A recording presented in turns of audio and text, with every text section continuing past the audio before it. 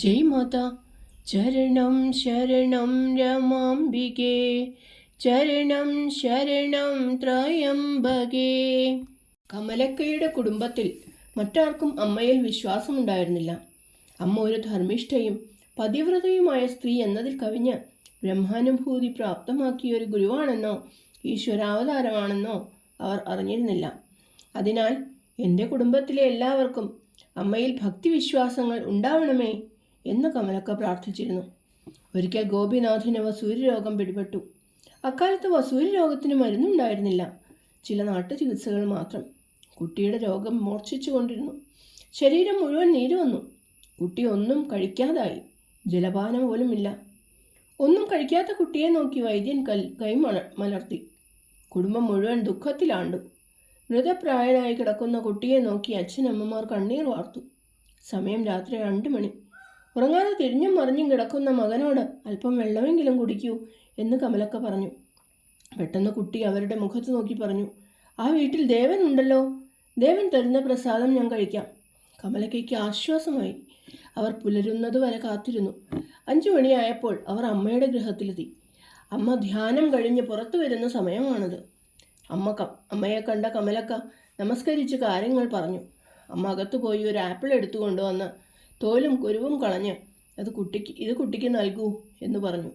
വീട്ടിലെത്തിയ കമലക്ക ആ ആപ്പിൾ തൊലി കളഞ്ഞ് കഷ്ണങ്ങളാക്കി മകന് നൽകി. അല്പസമയം കൊണ്ട് കുട്ടിയുടെ ക്ഷീണമെല്ലാം അകന്നു. കുറച്ചു ദിവസം കൊണ്ട് രോഗമെല്ലാം മാറി കുഞ്ഞ് പൂർവ്വസ്ഥിതി പ്രാപിച്ചു.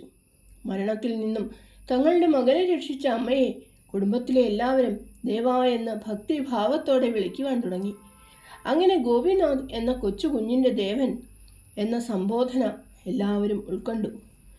തലശ്ശേരിയിലുള്ളവരുടെ ദേവ എന്ന സംബോധന കേട്ട് മംഗലാപുരത്തു നിന്ന് വന്നവരും അങ്ങനെ തന്നെ അമ്മയെ വിളിക്കുവാൻ തുടങ്ങി.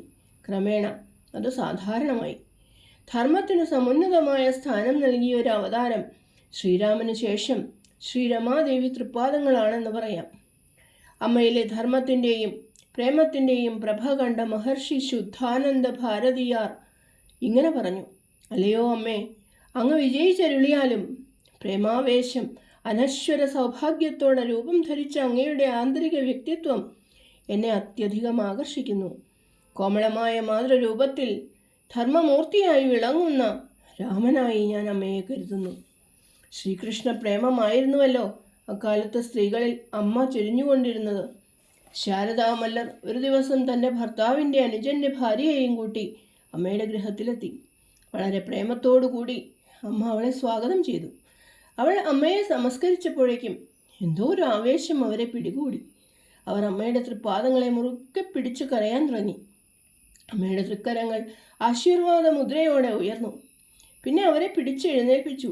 അമ്മയുടെ സ്പർശമേറ്റ അവർ കൃഷ്ണ കൃഷ്ണ എന്ന് വിളിച്ചുകൊണ്ടേയിരുന്നു. അമ്മ അവർക്ക് കൃഷ്ണനായി ദർശനം നൽകി എന്ന് എല്ലാവർക്കും മനസ്സിലായി. സ്വന്തം വീട്ടിലെത്തിയിട്ടും 3 ദിവസം അവരിലെ ആനന്ദലഹരി വിട്ടുമാറിയിരുന്നില്ല. ആ ദിവസങ്ങളിൽ അവർക്ക് കൃഷ്ണൻ ബാലഗോപാലനായി ദർശനം നൽകി. ഒരു ദിവ്യപ്രകാശം അവർ ഇടയ്ക്കിടെ കാണും. അവർ തൻ്റെ കുട്ടിയെ തൊട്ടിലിൽ കിടത്തി താരാട്ടുപാടി ഉറക്കുമ്പോൾ ബാലഗോപാലൻ വന്ന് തൊട്ടിലാട്ടും. അടുക്കളയിൽ ജോലി ചെയ്യുമ്പോൾ കൂടെ സഹായിക്കും. വേദാന്ത പാണ്ഡിത്യമോ തപോബലമോ വൈരാഗ്യത്തോടെയുള്ള ധ്യാനനിഷ്ഠയോ ഇല്ലാത്ത വെറും സാധാരണ സ്ത്രീകൾക്ക് ഇത്തരം ദിവ്യ ദർശനങ്ങളും അനുഭവങ്ങളും അമ്മയുടെ കൃപാതിരേകത്താൽ കിട്ടിയിരുന്നു എന്ന് പറഞ്ഞാൽ ഈ കലിയുഗത്തിൽ ആരെങ്കിലും വിശ്വസിക്കുമോ? എന്നാൽ അതൊരു സത്യം മാത്രം. ശാരദാമല്ലരുടെ അമ്മയുടെ ജ്യേഷ്ഠത്തിയുടെ മകളാണ് സുശീല. ശാരദക്കയ്ക്ക് 8 വയസ്സുള്ളപ്പോൾ ഒരു ദിവസം അവരുടെ നാടായ കൂത്തുപറമ്പിൽ നിന്ന് തലശ്ശേരിയിൽ വന്നപ്പോൾ ആദ്യമായി അമ്മയെ ദർശിക്കുവാൻ പോയത് സുശീലയെയും കൂട്ടിയാണ്. ഇത് മുമ്പ് പറഞ്ഞിരുന്നു. ശാരദക്ക വിവാഹിതയായി എത്തിയത് തലശ്ശേരിയിൽ. സുശീലയെ വിവാഹം ചെയ്തത് മംഗലാപുരത്തെ ഒരു വ്യാപാരിയും ധനാഢ്യനുമായ മണയിൽ വാസുദേവ നായക് ആയിരുന്നു. സുശീലയുടെ അച്ഛൻ്റെ സഹോദരിയായിരുന്നു ഭഗവാന്റെ ആദ്യ ഭാര്യ. അതിനാൽ അവർക്ക് ഭഗവാന്റെ വീട്ടിൽ വലിയ സ്വാതന്ത്ര്യമായിരുന്നു. വിവാഹശേഷം ചിലപ്പോഴൊക്കെ അവർ മാതാപിതാക്കളെ കാണുവാൻ മംഗലാപുരത്തു നിന്നും തലശ്ശേരിയിൽ വരും. എന്നാൽ കാലപ്രവാഹത്തിൽ അമ്മയെ അവർ മറന്നു. ഒരിക്കൽ സുശീലക്ക തലശ്ശേരിയിൽ വന്നു. ശാരദക്ക അവരുടെ അടുത്തെത്തി അമ്മയുടെ ദർശനത്തിന് വരുവാൻ വിളിച്ചു. എന്നാൽ അവർക്കൊരു താല്പര്യവുമില്ല. ഒരു ധനാഢ്യൻ്റെ ഭാര്യയല്ലേ. അവരുടെ മനസ്സ് എപ്പോഴും ധനാസക്തിയിൽ തന്നെ.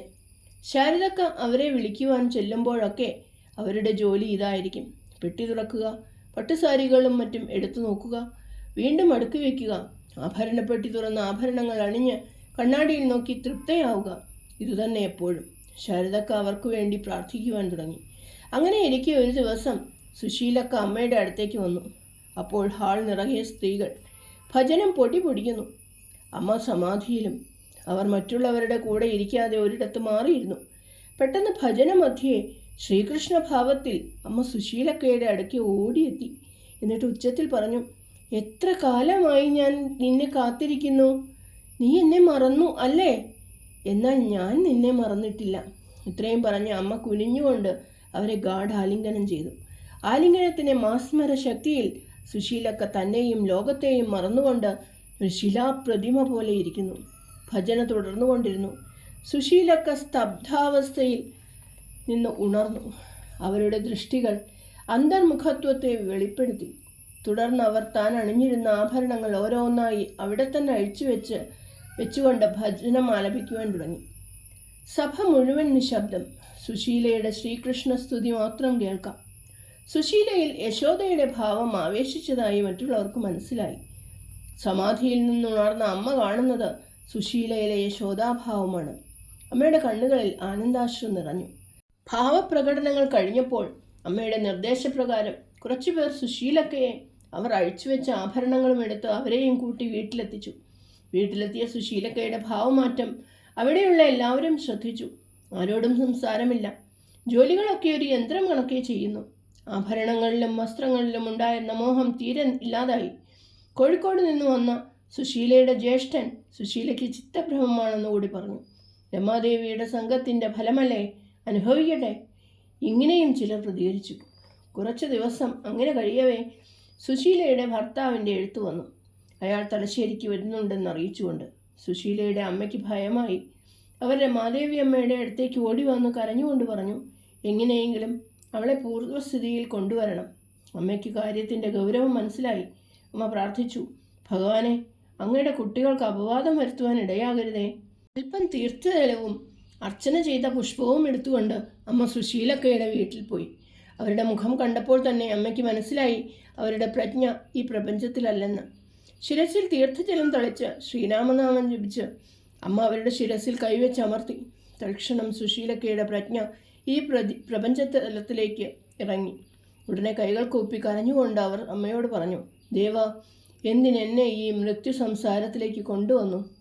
എത്ര ആനന്ദമാണ് ഞാൻ അവിടെ അനുഭവിച്ചു കൊണ്ടിരുന്നത്. അമ്മയ്ക്ക് സങ്കടം തോന്നി. എങ്കിലും അവരോട് പറഞ്ഞു: ആനന്ദധാമത്തെ ത്യജിച്ചിട്ടല്ലേ അമ്മ ഈ ഭൂമിയിലേക്ക് വന്നത്. അപ്പോൾ കുട്ടികളായ നിങ്ങളും കുറച്ച് ത്യാഗം ചെയ്യണ്ടേ? അതിനാൽ ആ ആനന്ദത്തെ ഓർത്ത് കർത്തവ്യങ്ങൾ അനുഷ്ഠിക്കുക. ഗൃഹമധ്യത്തിൽ വർത്തിച്ചുകൊണ്ട് ആത്മീയ ശക്തി എന്താണെന്ന് സമൂഹത്തിന് കാണിച്ചു കൊടുക്കുക. അപ്പോൾ ജീവിതം ധന്യമാകും. ആ ധന്യാത്മാവ് ഗദ്ഗതത്തോടെ അമ്മയെ നമസ്കരിച്ചു. ഭക്തിയാൽ തന്നെയും ലോകത്തെയും മറന്ന് ഈശ്വരനിൽ ആമഗ്നമാകുന്ന ചിത്തസ്ഥിതിയാണ് അക്കാലത്ത് അമ്മ തൻ്റെ ശിഷ്യകൾക്ക് നൽകിയിരുന്നത്. സ്പർശത്താലും കടാക്ഷ വീക്ഷണങ്ങളാലും ആലിംഗനത്താലും പല ദിവ്യാനുഭൂതികളും അമ്മ നൽകി. ആനന്ദസാഗരത്തിൽ ആറാടിയ അവർക്ക് ആ ദിവ്യാനന്ദം ഹൃദയത്തിൽ ഒതുക്കുവാൻ കഴിയാതെ വരും. ചിലപ്പോൾ അവർ അമ്മയുടെ പാദകമലങ്ങൾ കെട്ടിപ്പിടിച്ചു കരയും. ചിലപ്പോൾ ആനന്ദത്താൽ നൃത്തം വയ്ക്കും. അക്കാലത്ത് ചില ഭക്തകളോടൊപ്പം ചെറിയ കുട്ടികളും അമ്മയുടെ വീട്ടിലേക്ക് അനുഗമിച്ചിരുന്നു. അവർ വീട്ടിൽ തിരിച്ചെത്തിയാൽ അച്ഛനോടെല്ലാം വിവരിച്ചു കൊടുക്കും. അമ്മമാർ ഹാളിൽ നൃത്തം വയ്ക്കുന്നതും ഉറക്കെ ചിരിക്കുന്നതും പാട്ടുപാടുന്നതും ദേവനാലിംഗനം ചെയ്യുന്നതും എല്ലാം ഗൃഹനാഥന്മാർക്ക് ഇതത്ര രസിച്ചില്ല. അവർ അമ്മയുടെ ഗൃഹത്തിലേക്ക് പോകുന്നതിനെ വിലക്കി. വിരഹം സഹിക്കവയ്യാതെ ഭക്തകൾ വീട്ടിലിരുന്നു കൊണ്ട് കരയുവാൻ തുടങ്ങി. വിമർശകന്മാർക്ക് ചിരിക്കുവാനുള്ള അവസരവും ലഭിച്ചു. അമ്മയുടെ സ്വഭാവ ഗുണവും കുലീനതയും ഭഗവത് ഭക്തിയും പതിശുശ്രൂഷയും അതിഥി സൽക്കാരവും മറ്റുമുള്ള ഗുണങ്ങൾ എല്ലാവർക്കും അറിയാം. എന്നാൽ അമ്മയെ ഒരു ആത്മീയ ഗുരുവായി അംഗീകരിക്കുവാൻ അന്നത്തെ തലശ്ശേരിയിലെ ഗൗഡ സാരസ്വത ബ്രാഹ്മണ സമുദായം തയ്യാറല്ലായിരുന്നു. തലശ്ശേരിയിലെ ചില പുരുഷന്മാർ തങ്ങളുടെ ഭാര്യമാർ അമ്മയെ ദർശിക്കുന്നതിന് വിലക്ക് ഏർപ്പെടുത്തിയ കാര്യം അമ്മയും അറിഞ്ഞു. ഇത് അമ്മയിൽ വേദന ഉളവാക്കി. ഒരു ദിവസം സായാഹ്നത്തിൽ ഭജനം പാടിക്കൊണ്ടിരിക്കെ അമ്മ ഭാവാവിഷ്ടയായി. ആ ഭാവത്തിൽ തന്നെ അമ്മ പ്രാർത്ഥിക്കുകയാണ്, ഭഗവാനെ കൃഷ്ണ, എൻ്റെ കുട്ടികൾക്ക് അപവാദം വരുത്താതെ കാത്തുരക്ഷിക്കണമേ. പ്രേമം ഉള്ളിൽ ഒതുക്കുവാനുള്ള ശക്തി അവർക്ക് നൽകണമേ. ഹേ ഭക്തവത്സല, എൻ്റെ കുട്ടികൾ പാവങ്ങളാണ്. അവർക്ക് അന്നത്തിനും വസ്ത്രത്തിനും ബുദ്ധിമുട്ടുണ്ടാവരുതേ. അവരുടെ കഷ്ടം കാണുവാൻ എനിക്ക് സാധ്യമല്ല. പ്രേമവാത്സല്യത്തോടെയുള്ള അമ്മയുടെ പ്രാർത്ഥന കേട്ട് സദസ്സ് മുഴുവൻ പൊട്ടിക്കരഞ്ഞു. അന്നത്തെ ദിവസത്തോടെ സ്ത്രീകളിലെ ഭാവപ്രകടനങ്ങളും നൃത്തങ്ങളും നിന്നു. കൂടാതെ സീമാതീതമായ പ്രേമവും ആനന്ദവും ഉള്ളിൽ ഒതുക്കി നിർത്തുവാനും അവർക്ക് കഴിഞ്ഞു. അമ്മ ശ്രീകൃഷ്ണ ഭാവത്തിൽ തന്നെ വിരാജിച്ചിരുന്ന കാലഘട്ടം. ഒരു സായാഹ്ന ഭജനയിൽ അമ്മ പെട്ടെന്ന് ദിവ്യഭാവത്തിലേക്ക് പോയി. അമ്മയുടെ മുഖത്ത് മന്ദഹാസമില്ല, എന്നാൽ അതിമനോഹരമായ കോമളത്വം ശോഭിക്കുന്നുമുണ്ട്. ഭക്തകൾ മഹാപ്രഭു ഗൗരാംഗനെ സ്തുതിക്കുന്ന ഭജനം പാടുകയാണ്. അമ്മയുടെ ശരീരം മെലിഞ്ഞതായും അല്പം ഉയരം കൂടിയതായും എല്ലാവർക്കും തോന്നി. ഗൗരാംഗന്റെ ഭാവമായിരുന്നു അന്ന് അമ്മയിൽ ഉണ്ടായിരുന്നത്. കൈകൾ രണ്ടും മുകളിലേക്ക് ഉയർത്തി അമ്മ ഭജനം പാടുന്നു. ഭക്തകൾക്ക് അതൊരു പുതിയ അനുഭൂതിയായിരുന്നു. ശ്രീകൃഷ്ണ ഭാവത്തിൽ അമ്മ ഭക്തകളെ സ്പർശിക്കുകയും ആലിംഗനം ചെയ്ത് ദിവ്യാനന്ദം പകരുകയും ചെയ്തിരുന്നു. എന്നാൽ അന്ന് സ്പർശമോ ആലിംഗനമോ ഇല്ല. ഗൗരാംഗൻ ഒരു സന്യാസിയാണല്ലോ. രാധാദേവിയുടെ ദേഹവുമായി അവതരിച്ച വൃന്ദാവന വിഹാരിയായ കണ്ണൻ തന്നെയാണ് ശ്രീകൃഷ്ണ ചൈതന്യൻ എന്ന ചൈതന്യ മഹാപ്രഭു അഥവാ ഗൗരാംഗ മഹാപ്രഭു. ഗൗരാംഗന്റെ ഭാവത്തിൽ ആനന്ദ നൃത്തം ചെയ്തുകൊണ്ടിരിക്കുന്ന അമ്മ പെട്ടെന്നൊരു സ്ത്രീയുടെ മുമ്പിൽ പോയി നിന്നു. എന്നിട്ട് അരുളി ചെയ്തു, ഗൗരാംഗന്റെ കാലഘട്ടത്തെക്കുറിച്ചാണോ ചിന്തിക്കുന്നത്? ആ കാലത്ത് താൻ ജീവിച്ചില്ലല്ലോ എന്നാണോ വ്യാകുലപ്പെടുന്നത്? എന്നാൽ അറിയുക, ഗൗരാംഗന്റെ ഭക്തവൃന്ദത്തിൽ നിങ്ങളുണ്ടായിരുന്നു. വീണ്ടും നിങ്ങളെ ഇവിടെ എത്തിച്ചത് ഭഗവത് കൃപ തന്നെ. ഭഗവത് ലീലയുടെ ആവർത്തനത്തെ കൺകുളിർക്കി കാണുക. ഈ കൃപാസാഗരത്തിൽ മുങ്ങിക്കുളിച്ച് ജന്മസാഫല്യം അടയുക. ഭാവനൃത്തം ചെയ്തുകൊണ്ടിരിക്കുന്ന അമ്മയുടെ കഴുത്തിൽ ഉത്തരീയം പാറിക്കളിക്കുന്നതായി ഒരു ഭക്ത കണ്ടു. മറ്റൊരു ഭക്ത അമ്മയ്ക്ക് ചുറ്റും സന്യാസി ശിഷ്യന്മാർ നൃത്തം ചെയ്യുന്നത് കണ്ടു. ഇങ്ങനെ ഭജനവേളയിൽ അമ്മ തൻ്റെ ഭക്തകൾക്ക് ആനന്ദം പ്രദാനം ചെയ്തു. ഭജനാനന്തരം അമ്മ ഗൗരാംഗ ഭാവത്തിൽ തന്നെ ആരോടും ഒന്നും സംസാരിക്കാതെ മൗനം അവലംബിച്ചുകൊണ്ട് ഭജന ഹാൾ വിട്ട് താഴേക്ക് പോയി. കുറച്ച് ദിവസങ്ങൾ അമ്മയിൽ ഗൗരാംഗന്റെ ഭാവം തന്നെയായിരുന്നു. വൃശ്ചികം 1 മുതൽക്കുള്ള മണ്ഡലകാലത്തിൽ കണ്ണൂർ ജില്ലയിലെ മിക്ക ക്ഷേത്രങ്ങളിലും ഭക്തിപരമായ പ്രത്യേക പരിപാടികൾ, സപ്താഹം, പുരാണ പാരായണം, പ്രഭാഷണം, സംഗീതാരാധന മുതലായവ നടന്നു വരുന്നുണ്ട്. ഇന്നും അത് പതിവുള്ളത് തന്നെ. അങ്ങനെയുള്ള ഒരു കാലഘട്ടം. അമ്മയ്ക്കും തോന്നി അമ്മയുടെ വീട്ടിലും ഇത്തരം ഒരു സംരംഭം നല്ലതായിരിക്കുമെന്ന്. ഇക്കാര്യം ഭക്തജനങ്ങളെ അറിയിച്ചപ്പോൾ ഗൗരാംഗ ചരിതം പാരായണം ചെയ്യാമെന്ന് സാവിത്രി അമ്മ എന്ന സ്ത്രീ പറഞ്ഞു. ഗൗരാംഗ ചരിതം എല്ലാവരും മനസ്സിലാക്കണമെന്ന് അമ്മയ്ക്കും തോന്നി. സാവിത്രി അമ്മയ്ക്ക് ഗൗരാംഗ മഹാപ്രഭുവിൽ നല്ല ഭക്തിയായിരുന്നു. അങ്ങനെ പാരായണം ആരംഭിച്ചു. എന്നും വൈകുന്നേരം 4 മണിക്കാണ് പാരായണം തുടങ്ങുക. മറാത്തിയിലുള്ള പുസ്തകമായിരുന്നു വായിച്ചുകൊണ്ടിരുന്നത്. സാവിത്രി അമ്മയ്ക്കല്ലാതെ അവിടെ മറ്റാർക്കും മറാത്തി അറിയില്ല.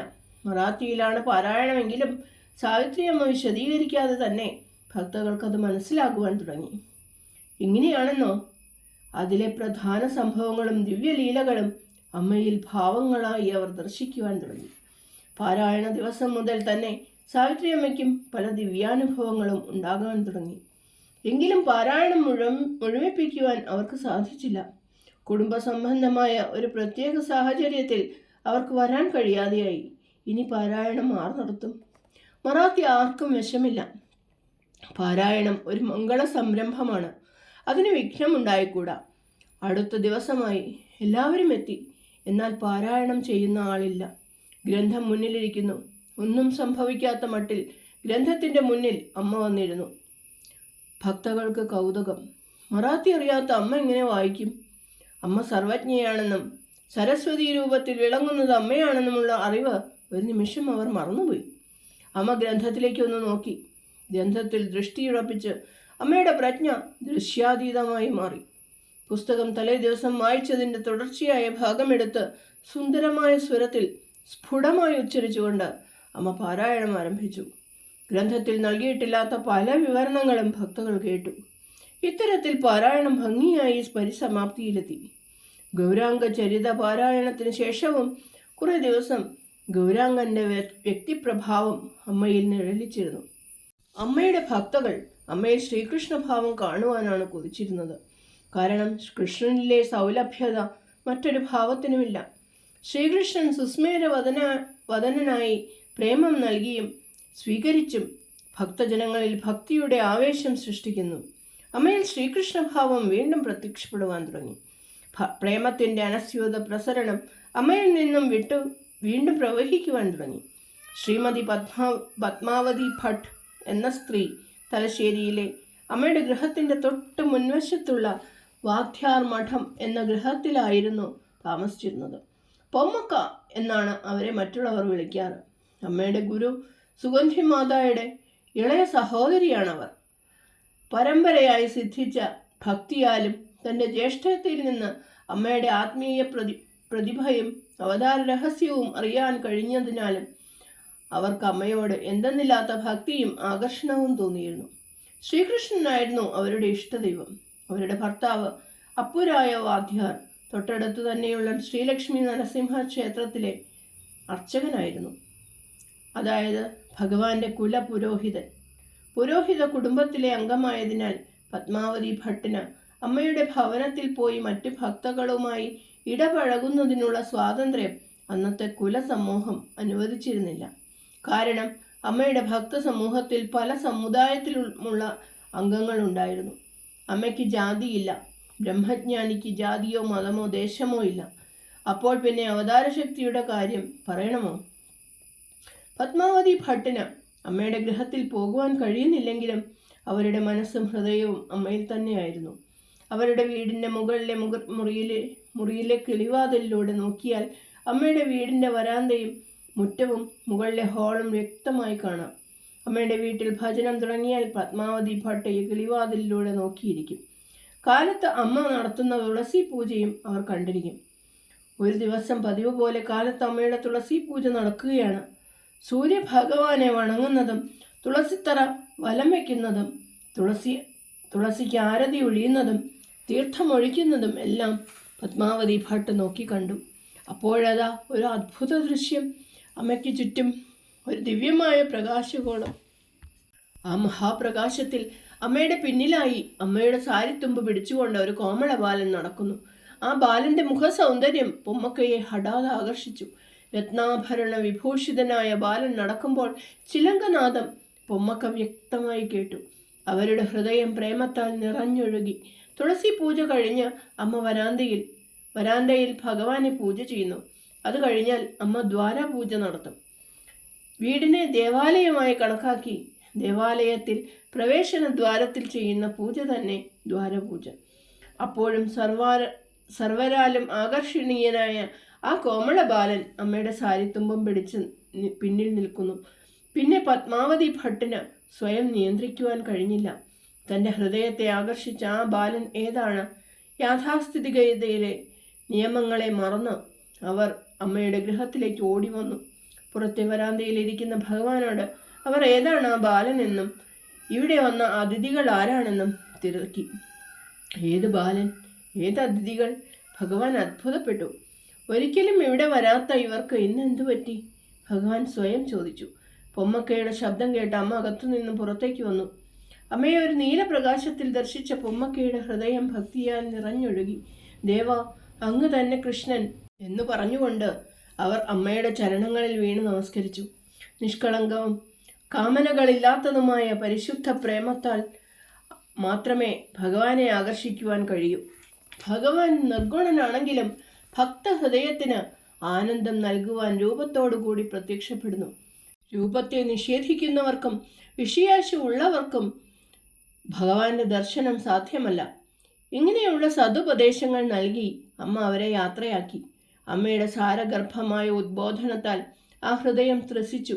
തൻ്റെ തുടർന്നുള്ള സങ്കല്പങ്ങളെ അവർ അമ്മയുടെ പാദാരവിന്ദങ്ങളിൽ അർപ്പിച്ചു. ഒരു ദിവസം ഒരു വലിയ ധനവാന്റെ വീട്ടിലേക്ക് എന്തോ കാര്യത്തിനായി ഭഗവാൻ അമ്മയെ അയച്ചു. ആ ധനവാന്റെ വീടിന്റെ മുമ്പിൽ തന്നെയായി കമല എന്നു പേരുള്ള ഒരു സാധു സ്ത്രീ താമസിച്ചിരുന്നു. അമ്മ പോകുന്നത് അവർ കണ്ടു. അമ്മയെപ്പറ്റി കേട്ടും അമ്മയുടെ ആത്മീയ തേജസ് കണ്ടും ആ സ്ത്രീക്കൊരാഗ്രഹം. അമ്മ തൻ്റെ കുടിലിൽ വരണം. അമ്മയുടെ മുഖകമലത്തിൽ നിന്നും 2 വാക്കുകൾ കേൾക്കണം. എന്നാൽ അമ്മയെ വിളിക്കുവാൻ ധൈര്യമില്ല. അമ്മയോ തലശ്ശേരിയിലെ ഒരു പ്രമുഖനായ ധനവാന്റെ പത്നി. ഞാൻ പാവപ്പെട്ട ഒരു വിധവ. വിധവയുടെ സാമീപ്യം അമംഗളം.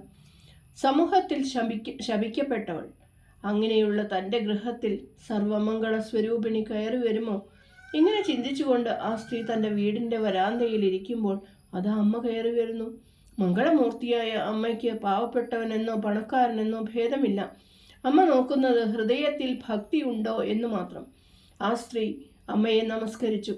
അമ്മയുടെ കാരുണ്യം ഓർത്ത് കണ്ണീർ വാർത്തു. അമ്മ അതീവ പ്രേമത്തോടെ അവരുടെ കണ്ണുകളിലേക്കൊന്ന് നോക്കി. ഒരു നോട്ടത്തിൽ തന്നെ ഹൃദയത്തിലെ സകല വ്യഥകളെയും തുടച്ചു നീക്കി ആനന്ദം പ്രദാനം ചെയ്യുന്ന അമ്മയുടെ നോട്ടത്താൽ ആ സ്ത്രീ ഏതോ അലൗകിക അനുഭൂതിയിൽ ആമഗ്നയായി. അവർ തന്നെയും പരിസരത്തെയും മറന്നിരിക്കുന്നു. കുറച്ചു നേരം കഴിഞ്ഞ ശേഷം അമ്മ ശ്രീരാമ മന്ത്രം ഉരുവിട്ടുകൊണ്ട് തൻ്റെ കൈത്തലം ആ സ്ത്രീയുടെ ശിരസിൽ അമർത്തി. ഉടനെ അവർ കണ്ണു തുറന്നു. അപ്പോൾ ആ സ്ത്രീ അമ്മ ജപിച്ച ശ്രീരാമ മന്ത്രം തൻ്റെ ചെവിയിൽ വീണ്ടും കേൾക്കുന്നു. തൻ്റെ ദൗർബല്യങ്ങളും വിധവയാണെന്നുള്ള അപകർഷതാബോധവും അതോടെ നീങ്ങി. അമ്മ തൻ്റെ വീട്ടിലേക്ക് ഗമിച്ചു. പിന്നീട് ആ സ്ത്രീ ഒരു സാധകയും ഭക്തയുമായി മാറി. ശേഷം അധികകാലം കമല ജീവിച്ചില്ല. അമ്മയുടെ പാദകമലങ്ങളിൽ ലയിച്ചു. ചരണം ശരണം രമാംബികേ, ചരണം ശരണം ത്രയംബകേ. ജയ് മാതാ.